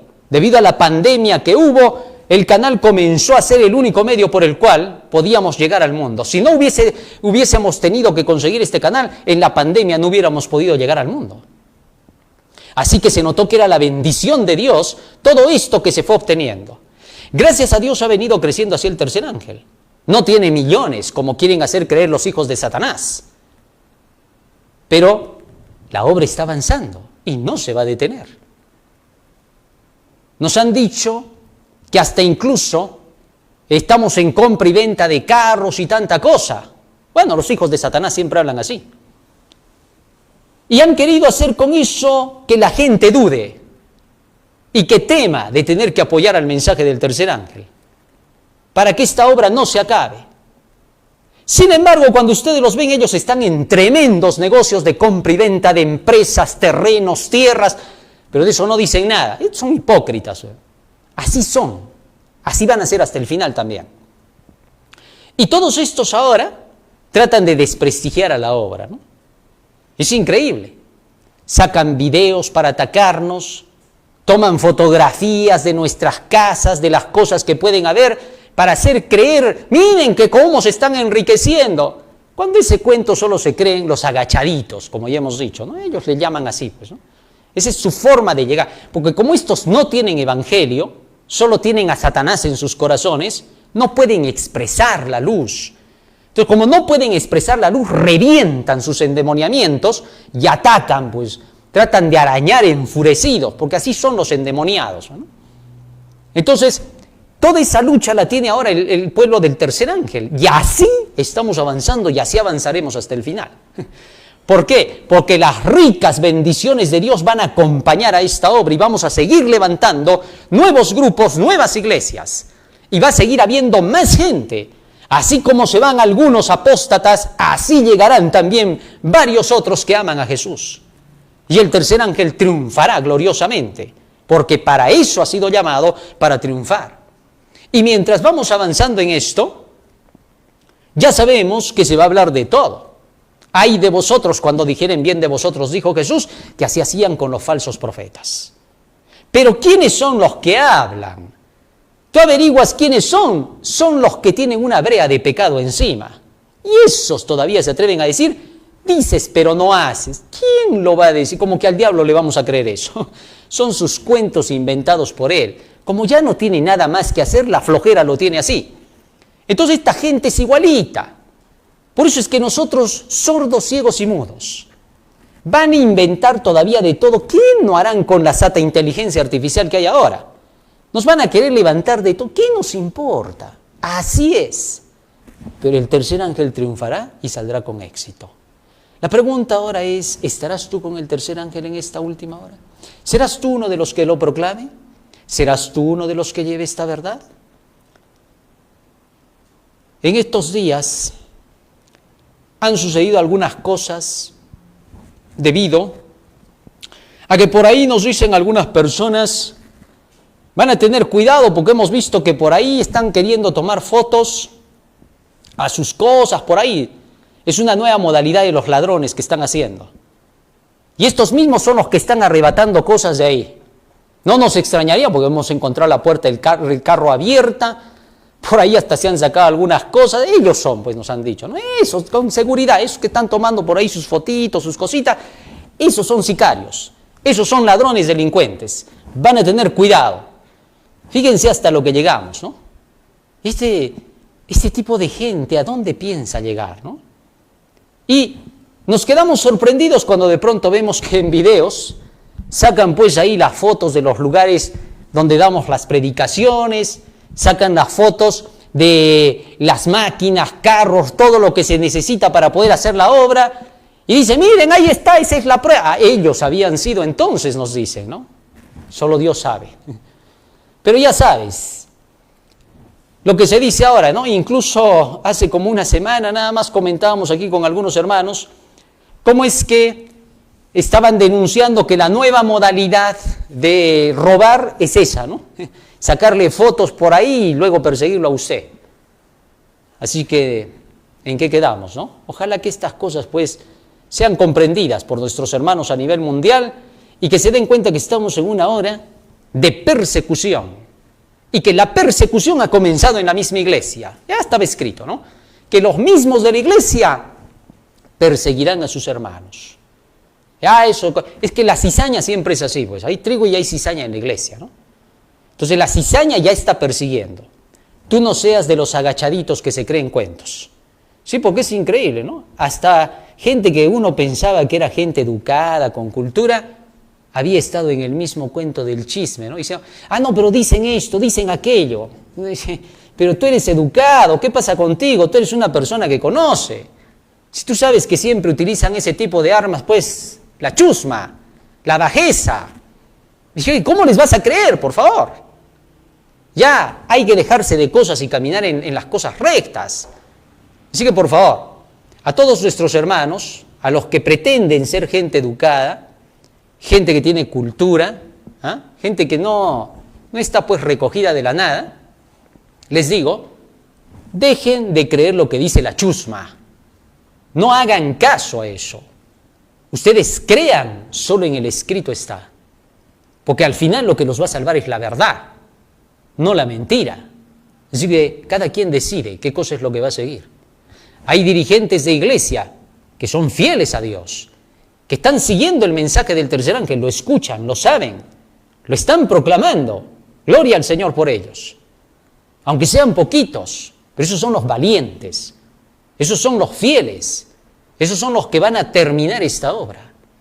No miren para atrás. Acuérdense de la mujer de Lot. Permanezcan firmes en la fe. Y a todos los que están siguiendo de cerca el mensaje, no se crean los cuentos que les quieren inventar por ahí. Hay algunos que les quieren inventar cuentos por ahí. No, dicen, lo que pasa es que ese es un ministerio independiente. Independiente eres tú, hermano, que no sabes ni siquiera lo que estás diciendo.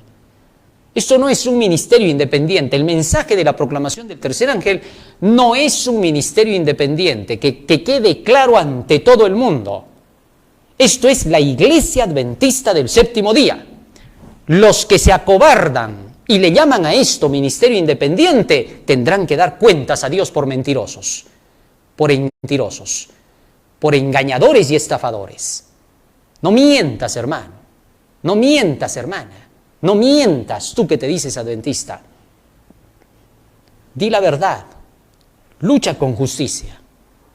Así que, por favor, esto no es un ministerio independiente. No tenemos ningún nombre de ministerio independiente que esté registrado como tal. Hay ministerios independientes en Estados Unidos, en México y en varios otros países, de hombres que dicen que van predicando el tercer ángel. Cada quien edifica lo que Dios le da. Pero no somos de esos ministerios independientes, no tenemos nada que ver. Somos hermanos laicos que llevamos la predicación de la Iglesia Adventista del Séptimo Día con todos sus parámetros. Aquí funciona todo, diezmo, ofrenda, todo funciona. Así que así funciona la obra del Señor. Y los que quieran decir que somos un ministerio independiente darán cuentas a Dios.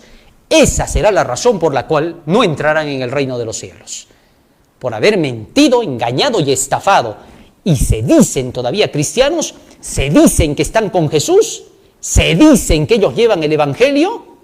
¿Cómo pueden tener cara para decir eso cuando son hipócritas? Porque están enseñando mentiras, porque están diciendo lo que no es verdad, porque nos están chantando de ser un ministerio independiente cuando no lo somos. De ningún lado el tercer ángel es ministerio independiente. Es la única verdad adventista y no hay otra. Todo lo demás son ministerios independientes. Así sean pastores, así sea la asociación misma. ¿Sí? Si no sabes, entiéndelo. Lee por ti mismo. Nadie es independiente cuando está con el tercer ángel. Los que están con el tercer ángel, como es, denunciando a la bestia, su imagen y su marca, y llamando al mundo a obedecer los mandamientos de Dios y la fe de Jesús, esos son los únicos que se llaman iglesia. Todo lo demás no es iglesia. Es que así es la verdad.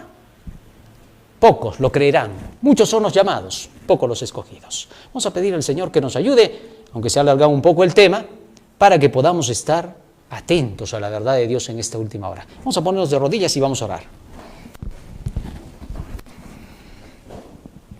Bondadoso Padre que moras en los cielos, te agradecemos por tu mensaje, por estas palabras tan hermosas, Señor, tan bellas y llenas de ternura, que buscan solamente, Señor, la salvación de tu pueblo. Te rogamos que toque los corazones de cada uno de aquellos, Señor, que vienen atendiendo a tu voz, para que cada día, Señor, puedan acercarse más a ti y sean también parte de los que proclaman este último evangelio. Bendice a los valientes, Señor, de tu pueblo. No permitas que la ignorancia, Señor, domine en tu pueblo. No dejes que aquellos que se quieren aprovechar de nuestros hermanos a quienes llaman los agachaditos, que no puedan lograr su propósito, que sean frustrados por ser malvados, para que ellos no prosperen ni triunfen, sino que se hundan y sean quebrantados, a fin de que, Señor, en su humillación te puedan buscar si es posible todavía.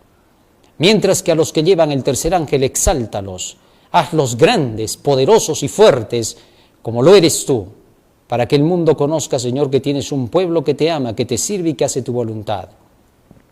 Y que a pesar, Señor, de que en este pueblo haya muchos que están en luchas para poder tener que alcanzar la victoria, tú, Señor, sé propicio a ellos, en sus debilidades, en sus imperfecciones, en sus caídas y en sus levantadas, para que lleguen a alcanzar, Señor, la potencia que necesitan para terminar la luz del Evangelio final. Porque te lo rogamos en el nombre de Jesús. Amén. Amén, Señor. Amén. Muy bien, querido hermano, ya hemos aprendido un hermoso tema más. No te retires, en breves minutos ya estamos despidiendo el día del Señor. Que el Señor te bendiga. Amén.